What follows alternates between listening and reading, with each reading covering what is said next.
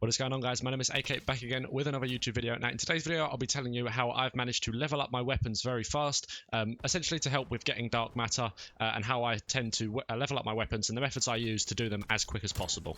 So the gameplay in the background is just me trying to level up the M79 launcher. I think I've actually got it at max level. I think I'm just going for camos at the moment. It's absolutely probably the worst gun in the game to use, so I'm only about 5 camos off gold, so really annoying, but that's the gun that I'm using at the moment and that's the gameplay we see in the background. With that said and done, let's get into the tips.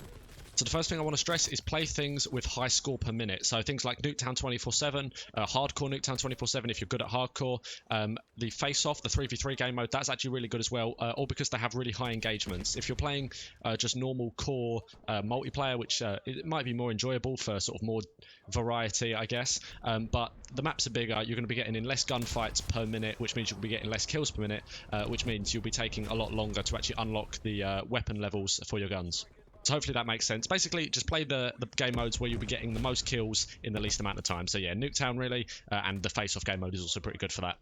Now, another thing I'd say is when you're thinking about your streaks, you want to run things like UAV, counter UAV, harp, or armor. Basically anything that isn't a sort of lethal streak, because all of these things are going to help you get kills as opposed to getting a streak. If you get 10 kills in a VTOL, you're not leveling up your weapon. So run those sort of non-lethal streaks that will help you get more kills.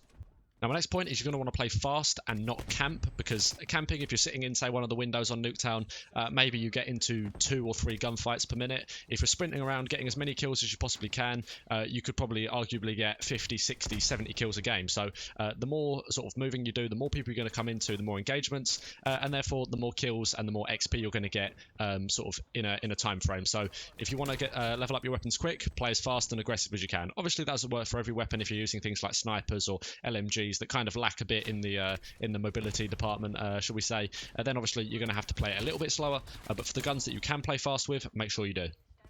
Now, next, you're going to make the most of double XP weekends and sort of the events they sometimes run in the game. And I want to stress you want to use these to level up the guns that you don't like using, or the ones that are very annoying. So, for instance, I just bought the Battle Pass. This is another thing I'll mention in a sec, but that gives you a whole load of double XP tokens. So that's why I'm focusing on the M79, the really annoying launcher, and I'll be doing the RPG soon. And all sort of like the guns that I don't want to use too much, I'm making sure to focus on them while I've got the double XP. Now, building off my last point, if you have bought the Battle Pass, I mean, it's not essential, but if you do buy it, that does give you a lot of double XP tokens, both in normal double XP and weapon XP. So if you have bought that, then yeah, make sure you activate those. But I will just say about them, the time that they last is for sort of real time and not in-game time. So if you activate something an hour, exactly an hour from that time it runs out. It's not that you need to spend an hour in-game. So make sure you activate them, preferably after you've been playing for a while, so you're a bit warmed up, you're shooting well, and so you can get the most sort of effective use of that double XP token. Now, a point that a lot of people make is you can play zombies to level things up, which I don't actually disagree with.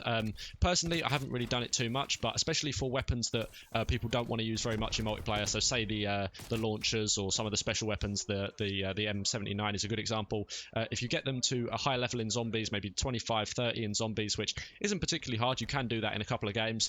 That means that when you take it to multiplayer to try and get dark matter in multiplayer, you're having to essentially only just do the camos and not have to worry about with leveling up all the weapons. So that's something that I might consider doing for some of the launchers, or maybe some of the other guns that I haven't done yet. Now, the last point I want to bring up is about Fireteam Dirty Bomb. Now, it's a game mode that I don't really tend to play very much. I mean, I have been playing it recently with trying to do the M79 launcher because of the amount of vehicles that you can get. It's really good for camos, but that is also quite good for XP. So if you play that essentially from trying to leveling up your guns point of view, that's pretty good. You can get quite a few kills there and get quite a bit of XP for each kill there. Although I would say if you're not very good at it, I wouldn't sort of stick to it just because obviously if you die, there's a 10-second respawn delay, and then you've got to jump down from the sky. Basically, it can take a while. So if you're good at it, definitely play it. It'll be a very quick way to level up your guns. If you're not very good at it, maybe try something else. There we go. They're my quick tips for leveling up guns fast in Black Ops Cold War. Hopefully you guys enjoyed the video. If you did, be sure to drop a like, and I'll see you on the next one. Have a good one.